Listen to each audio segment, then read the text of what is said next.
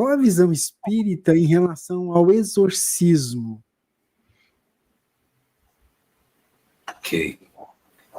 Bom, o exorcismo é uma prática que se consolidou dentro das religiões, baseado na ideia de que existe uma ritualística capaz de promover o afastamento de determinadas pessoas que se sentem perturbadas espiritualmente. Ela é muito comum dentro da Igreja Católica. Eu não estou autorizado para falar sobre a Igreja Católica, né? Não tenho autorização de ninguém para falar, mas eu vou falar mesmo assim. Como é que funciona na Igreja Católica? Em cada lugar onde tem um bispo, o bispo designa um padre daquele lugar para ser o padre exorcista. Você não tem, qualquer padre é exorcista, tem um que tem a formação específica para o trabalho de exorcismo.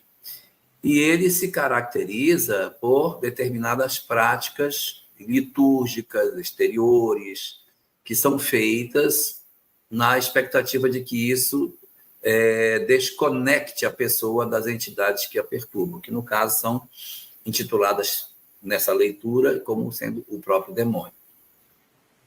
A doutrina espírita, ela compreende a possibilidade, sim, de que se promova o afastamento de uma entidade perturbadora, com alguns pontos que são essenciais. Ponto número 1, a entidade perturbadora não é um demônio, é, na verdade, um espírito em condições de fragilidade, às vezes movido pelo ódio, movido por um desejo de vingança, por uma perturbação que às vezes não está vinculada diretamente à pessoa, mas ele se ligou a ela, se sentiu atraído, mas não é um demônio, é alguém que pode até se apresentar como sendo o demônio, mas não é, de fato, o próprio demônio em si, mas alguém, um espírito, uma pessoa, está se apresentando como tal. Às vezes até se crê que seja, sem, na verdade, ser.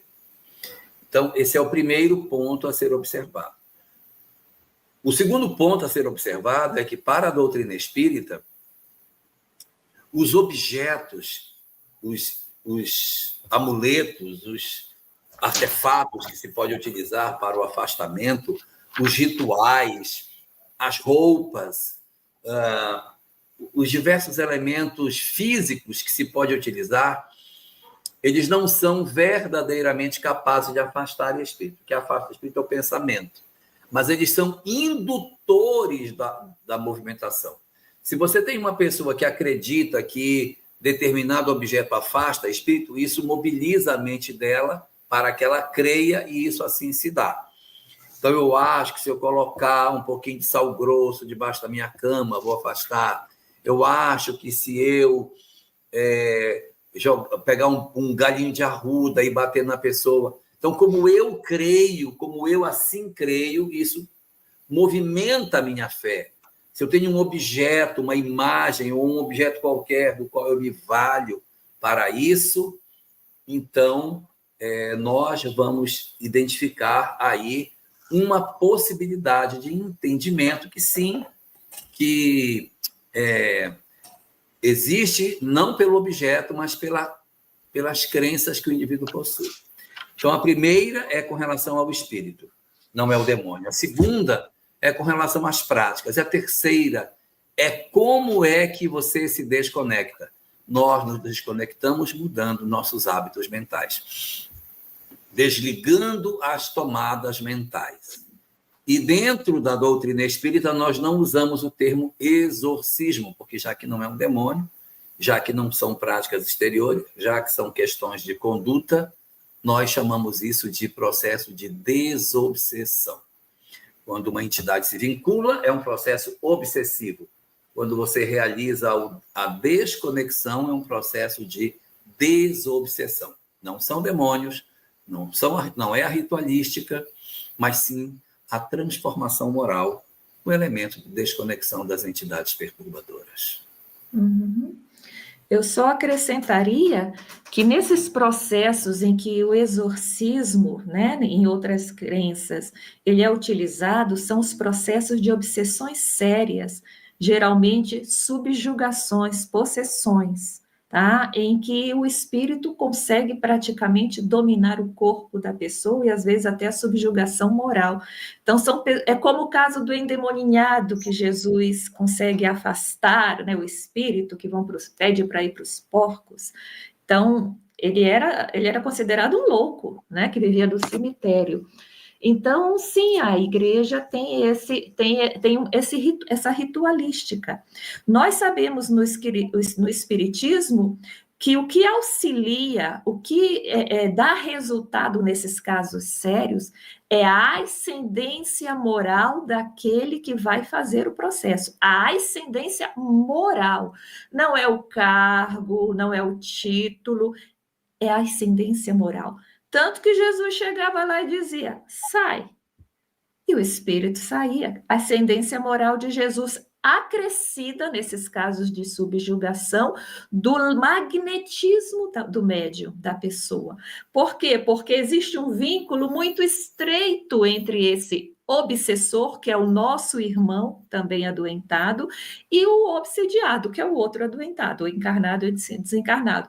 Por um processo qualquer, pode ser de vingança, pode ser de tentativa de usar essa pessoa contra outro, enfim, não vamos questionar o motivo. Esses dois, com o tempo, foram se vinculando, o encarnado deixou-se influenciar, às vezes até simpatizava com as ideias que vinham na cabeça dele, que eram do espírito adoentado, e esse vínculo está tão forte que muitas vezes esses se vinculam perispírito a perispírito, corpo espiritual do espírito com o do médium. E não é fácil de desvincular. Então, a ascendência moral acrescida do magnetismo da pessoa que está auxiliando, independente de religião, para fazer com que haja a desvinculação. No Espiritismo, o processo não acaba na desvinculação, porque Jesus diz, se eu tirar um demônio do seu coração e a casa estiver limpa, ele quer dizer vazia, 7 demônios vão dizer, oba, é aqui mesmo.